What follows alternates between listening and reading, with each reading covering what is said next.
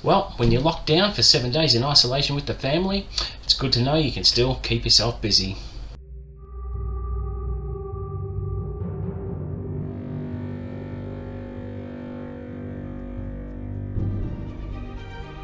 What's up guys, welcome back to the channel. Today I will be doing my weekly update, which is a segment I scrapped a few months ago because I thought I'm doing a couple of reviews each week and I thought that might be enough, but it turns out that as time goes on and as the weeks go by, I'm finding myself having a little bit to talk about and to keep you updated on things happening with the channel and on the reading front. So here we go. What did I get up to and how did I keep myself busy?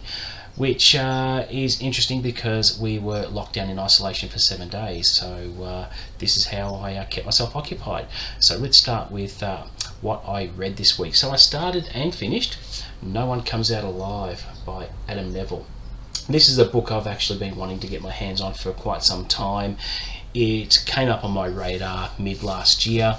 I wanted to get my hands on a copy, and this particular tie-in version, which I don't really mind given that I'm not really a fan of tie-in covers at the best of times, but I really wanted to read it. It was meant to come out in September last year, but the publisher pushed it back to I think December, and obviously I ordered it pretty quickly and could not wait to get my hands on it, and there were other things to read before it, but managed to move it up the line this week, which was good. So I found it really good.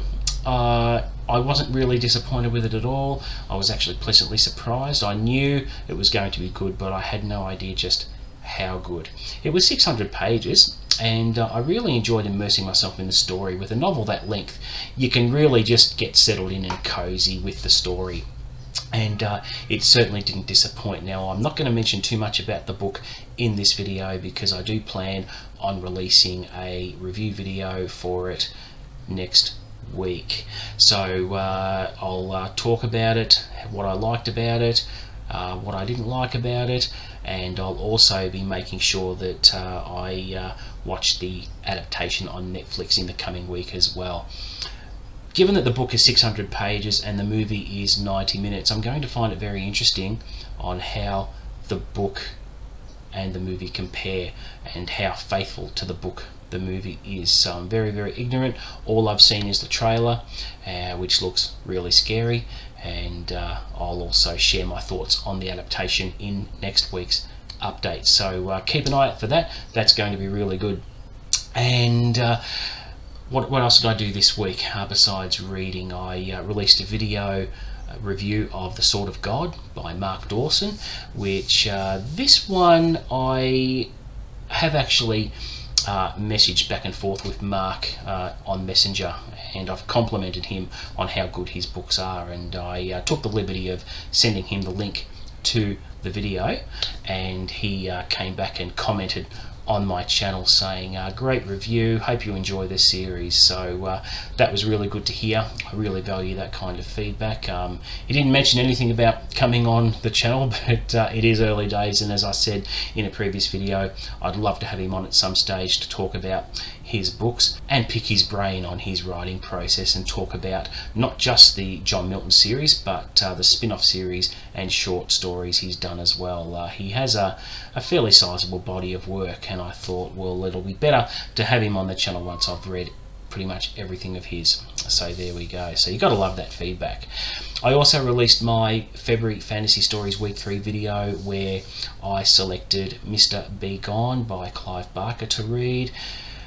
That was disappointing. I'm not going to say too much about it here on this video, but if you haven't seen it already, catch it on my channel. It's not a very big review, and the fact that I didn't actually finish it contributes to a very short video. So there you go. I'll be talking about that. And moving on, I had a play around with YouTube Shorts this week. I hadn't really known about it, and on my phone I thought, well, what's this Shorts tab down the bottom? And it looks like TikTok for YouTube, and I've noticed a couple of booktubers have been using it for really short punchy videos where everything is done on the mobile phone in portrait mode. Editing's done on the mobile phone, uploaded through the mobile phone, and it only takes a couple of minutes to upload a very short video, which I'm intrigued by the idea. I think it's going to be ideal for me as a booktuber moving forward, where with the video I just released, in fact, was an unboxing or an unwrapping of a couple of books, and I thought, rather than waiting to do a big book haul all the time, why not just release a minute video or less of me opening my mail with whatever I've ordered, which comes in dribs and drabs. So it just keeps you up to date with what I'm actually getting in and buying and spending. So I think that's going to be a very, very good platform, and it all counts with your analytics as well, which can only be a good thing. And the best thing about it, I find, is you can just start making a video when the mood strikes and when inspiration strikes you.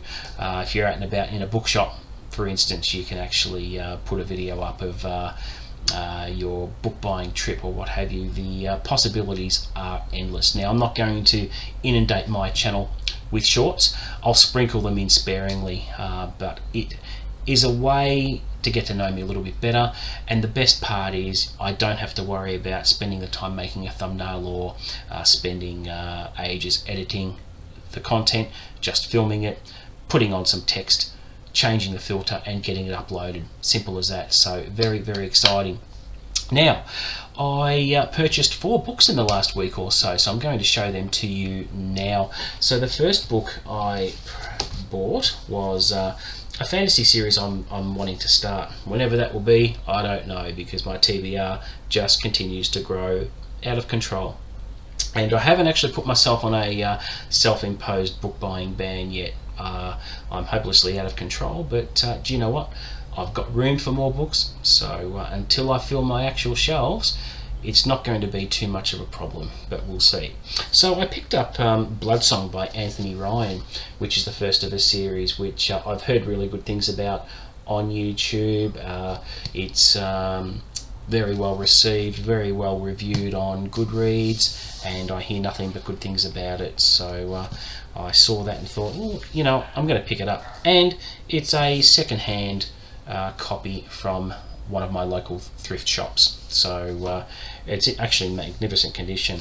You could have bought it brand new in a bookstore. So there we go. Also picked up in another thrift shop by Peter Straub's The Night Room, which I haven't actually read anything of Peter Straub's on his own, so I'm keen to get started on that one this year, and I hear he's very, very good, and keen to get started, so looking forward to that.